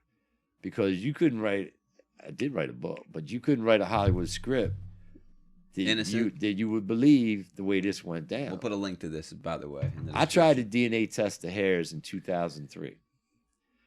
You know, we made a motion. And here's the fucked up thing about that. When you do that, I have to pay for that. Wow. That would have cost me like 20 grand. Where am I getting 20 grand from? But as soon as we filed that, you know what the prosecutor did? Filed in writing. Can't make this up. He filed a motion asking the court's permission to destroy the hairs before I could test them. Why? What would be their cause? I don't know. We didn't know at the time. Didn't know. What the fuck? I don't even know how you could ask that. So the judge denied it. Yeah, like you've held it for 20 years. Now we're going to test it. DNA don't lie. So the judge denied that. We had an 8-hour-long hearing. Got permission to test it. We sent it to the lab. Lab's like, what do you want us to do? We're like, test it. There's 2 hairs, right? There's like 10 microscopic slides. Each slide has 5 to 6 hairs on them. They're not marked. We don't know which hairs are what. And plus, where'd all that come from? Yeah, it's been I've had 2 years. trials. At my trials, you act like the only fucking thing you found at that crime scene was 2 hairs. And guess what? They were John's. You never said you found all these other hairs. Right. So we filed a Freedom of Information Act with the FBI to get their agents' lab notes so we can see which hairs. That took a year. When we got the answer back, it's like, yeah, your file exists. It's supposed to be here in this file cabinet, but it's not here. You hear shit like this all the time. Yeah, your file's gone, so your request is denied. So and it's like, who do you even? There's no one held accountable for that type of shit. So we go away. So now, fast forward. Actually, backtrack a little bit. Oklahoma City bombing case, Timothy McVeigh, Tulsa. After that case, a whistleblower comes out of the FBI and said, hey, some fucked up shit's going on. We're being pressured to always present evidence favorable to prosecution. We're not following best practices, blah, blah, blah. Launched this big investigation by the Inspector General's office. They issued like a 400-page report, and they found what he was saying was right.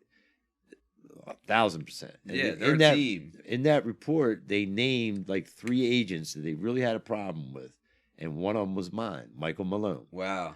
And what they said about Michael Malone is that he consistently misrepresented the evidence and testified outside of his area of expertise. So we knew about that report, but it wasn't enough meat. I couldn't do nothing with it. We just knew he was a bad man. Right. So now fast forward. I try to do this DNA testing. Can't. It goes away. So now my shit's on the shelf. There's nothing more I can do.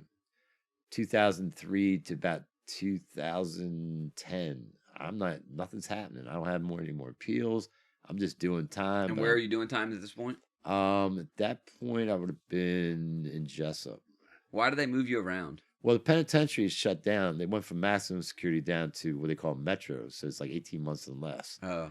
So Jessup's like the cut? The cut, yeah. Well, I ended up going to Cumberland for 3 months. And then I went to the cut, and I was there. I was there for all their fun stuff. So in 1999, they raided the cut. They came in there with like 900 correctional officers, and they were after shaking everything down. They were after one person, Dennis Wise. They called him the Godfather. So they grabbed 50 people and sent 50 inmates to Supermax. You want to know how many white guys they sent? How many? You want to know who it was? Get real. So I get sent. Get real. The token white guy. I go to Supermax, and Dennis and the rest of them. Well, they sent Dennis to Arizona right away, but all these guys and all gang leaders, whatever, they come in the door. They got 6 months for a review. I came in the door. I had a year before I was even going to get reviewed. So then, because I knew the people there, because a lot of them were from the penitentiary, the case manager's like, yeah, I got you. I'll take you up in 6 months. It takes me up in 6 months. They gave me a year hit. So I ended up doing a year and a half in Supermax. For what? For nothing. Wow. Nothing. For being a threat to the security of the institution and or inmates. That's all they would say. Okay, that's what I was curious, what they were even saying. That's all they would say. They said you were connected or something. That's all. They were trying to say like I was Dennis's consigliere or something. Look, I ran JC's. He ran NAACP. He was doing the right thing, actually. Right. He was really being positive and doing the right shit program-wise. And so I just got caught up. But you asked earlier when I had one moment. That was when I had a moment. When I went to Supermax, after the first couple of days, and I'm sitting there like, they send all your shit home. All your shit you got to start over. And I'm like, I've been programmed. I've been doing all this positive shit for what? That was 1999. So 18 years of this good track record. And I'm like, for what? Fuck these, and I was like, all that gets ripped away from you. My appeal wasn't happening, and I was just like, fuck. So I started having them conversations with my mother in my head, like, I'm sorry, I couldn't be the son you wanted, like, and I'm just looking around trying to figure out how I'm going to check out. But then, two things I learned about that: one, always listen to the universe, and two, that's the hardest thing in the world, to hurt yourself, because I was like, nah, I can't do it. But while I'm in my head and I'm like getting emotional and shit, and obviously I'm in a cell by myself because you don't get emotional at all in prison. All of a sudden my door gets hit, shakedown, and I look. You're like, fuck again? So there's like 2 cops, and then there's a sergeant there. The sergeant's grinning like a little chessy cat, right? And I know him from over at the penitentiary. So they pull me out of the cell, and they shake it. When the officers go in, he's standing there. He said, yeah, I heard you here. I just came by to say hi. So don't worry about the shakedown. And I'm like, but that was the universe stepping right in at that moment. He don't have a clue unless he reads my book. Right. He stepped in and sent me that signal from the universe. Wow. It's not your time. Now, here's the fucked up thing. Remember that year, 1999. That's when I was ready to give up. So I do this DNA shit, blah, blah, blah. And I know it sounds disjointed, but it makes sense. So years later, 2009, O'Malley puts a new law in the book called Writ of Actual Innocence. Got nothing to do with DNA. It's about totality of evidence. So we spend a year or two putting this motion together. We file. We go to court over that, And at that point, the judge is like, why didn't you test the DNA? Because the prosecutor's running his mouth. I'm tired of Huffington. He won't go away. He should have tested the DNA. Guy. So the judge is like, yeah, why didn't you test it? And so my lawyers told him, said, we couldn't figure out which two to test. So he tells the state, you go test it on your dime. Good. I don't have to pay. So now he puts a hold on everything.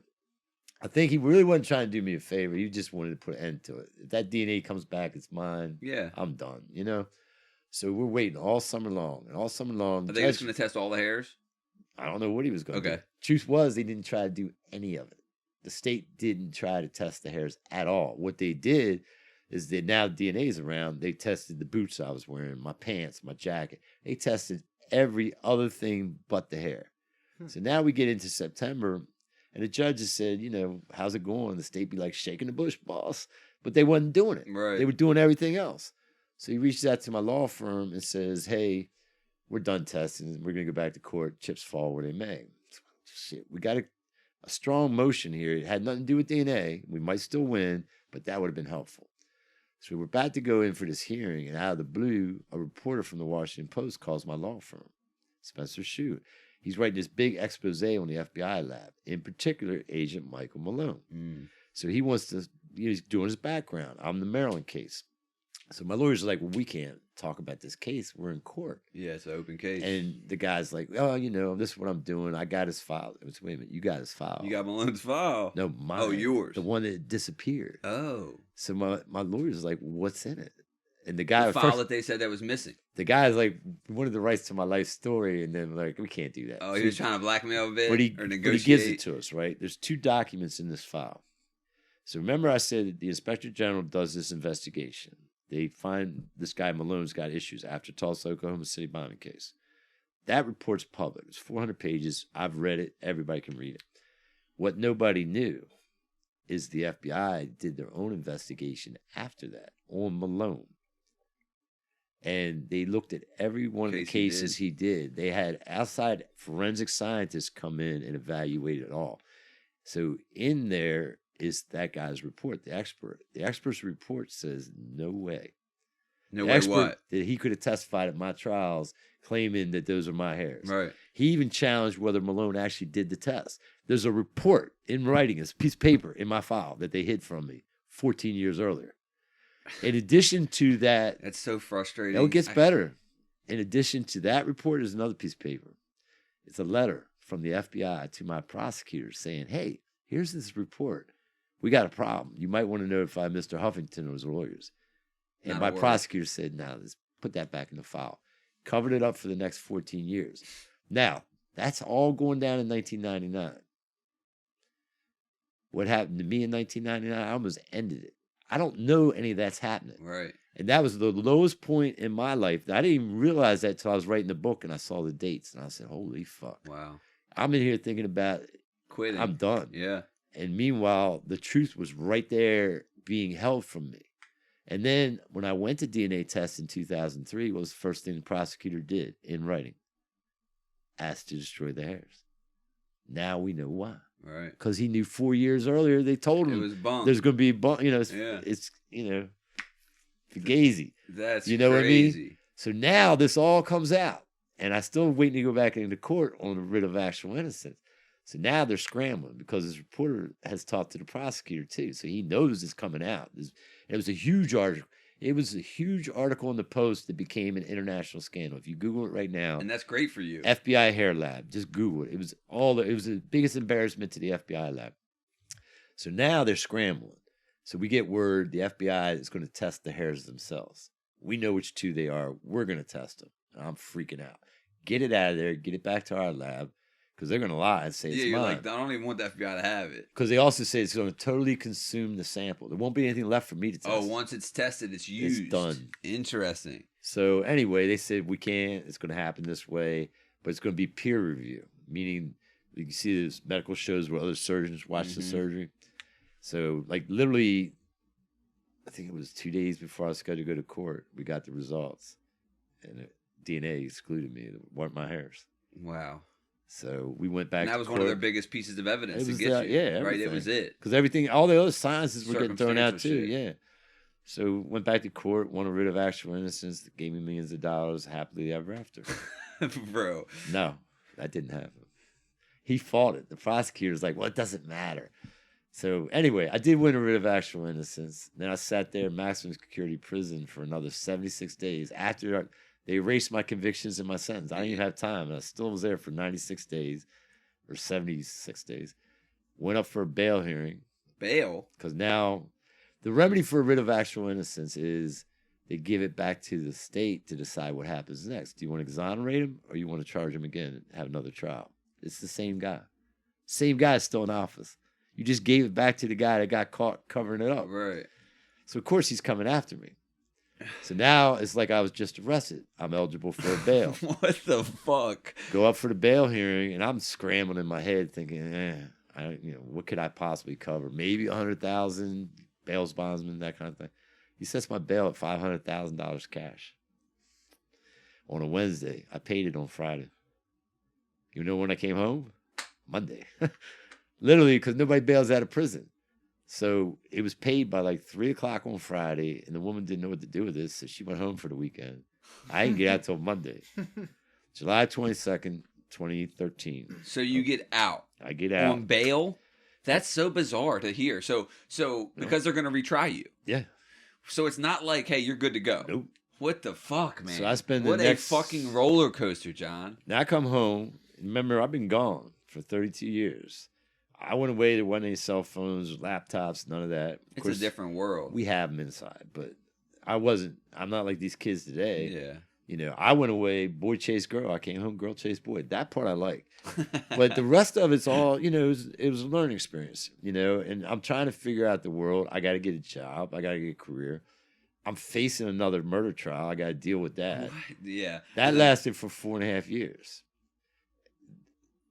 Waiting on that trial. He offered me a deal like first year. He said, plead guilty, it'll go away. Time served. Just plead guilty and we'll make it all go away. Like, fuck you. And before I could even answer, because he gave us like a month to think about it, I needed 30 seconds. Yeah, I just needed to hear it. But he announced his retirement because he'd been in office. This prosecutor had been in office for 36 years. It was time to go. So he announced his retirement. And then when I said, fuck you, he'd take his retirement back. So now we're gearing back up, getting ready for trial. So you're out free, and there's a potential that you might have to just go right back forever. Yeah. What? So I'm out here busting ass to make my dash. I'd have went to Disney. No, I was doing my dash. So I got involved in the nonprofit community. So I worked at Living Classrooms, then I went to a different one, and then weirdly enough, they recruited me to come back as the director of Living Classrooms for workforce development. I wouldn't even have thought to apply for it. I'm on bail. I got one foot on a banana peel. Right. And, that's a big position. This is a $23 million a year operation. It's huge. And, so I interviewed and took the job. And, now I'm working with Kevin Plank. We launched the Under Armour Center on Fayette Street. I helped Ray Lewis launch his foundation, Power 52 Foundation. Wow, cool. So I've been working with them for 10 years. And, like, I'm sitting at the table. I'm working with Hogan and all his secretaries. I got them on my cell phone. Like, just weird. I'm sitting in the mayor's executive chamber. And, it's a weird dynamic, but we're doing good. We're making impact. We're hopefully having a difference. But I'm trying to balance this. Like, I got this career going on. I'm facing a trial. Yeah. I got to figure out my personal life. I talk about that a little bit in the book. I came home. I thought I was in a relationship. Turned out she was married. Anyway, it's in the book. And then buy the book. And then I met somebody. She was a doctor, and I'm like, I'm not getting any relationship because I might go back to prison. I'm not taking nobody with me. And, month number 3 or 4, she looked at me like, we're in a relationship. And I'm like, okay. What do I know? Tell me what to do. But, it was a lot of different things going on. I'm trying to figure it out. And then finally, year 4.5, the prosecutor called my attorneys and he's like, look, ask your client if he'll do an Alfred plea. What's that? That's a tough one. Alfred plea is a case out of North Carolina, Alfred versus North Carolina, where basically it's a deal where they get a conviction on the record and you get to maintain your innocence. It's like a halfway deal.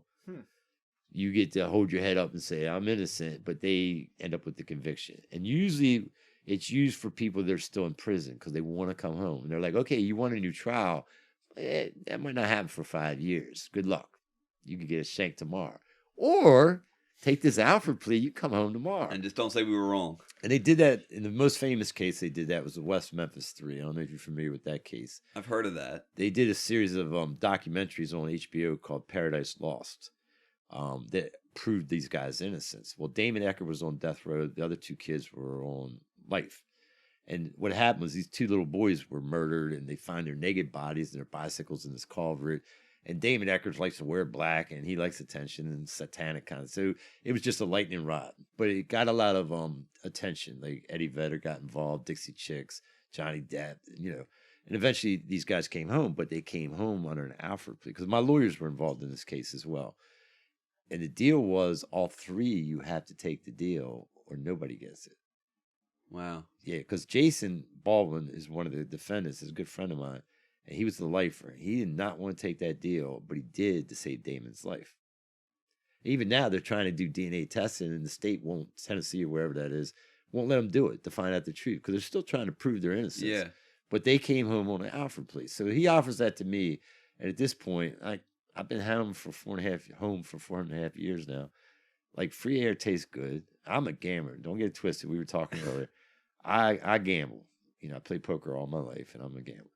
But now I'm like, do I really want to gamble with my life again? I'm getting older. I was 50 years old when I came home. And what's the downside of even taking it? Just having that conviction on the record, the principle. And there was another downside I was aware, but I didn't fully know until I did it.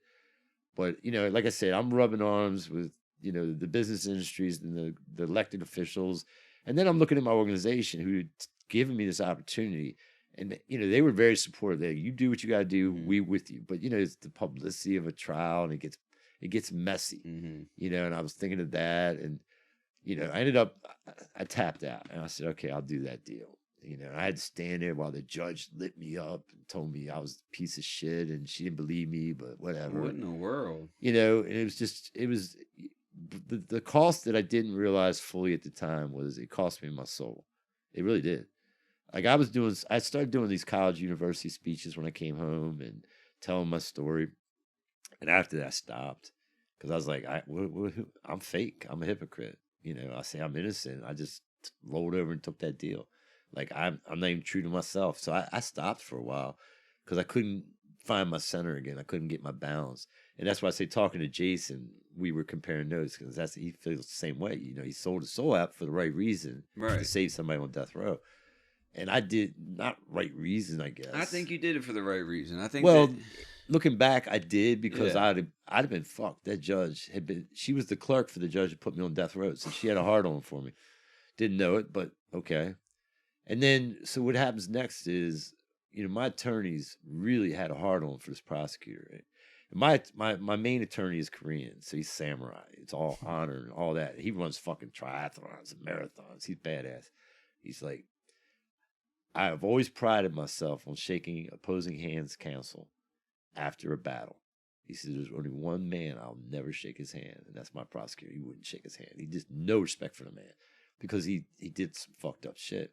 So we went after him. We filed a grievance with the Attorney Grievance Commission, not really thinking they'll do anything. Just to have something on paper. Yeah, just to do it. But they did.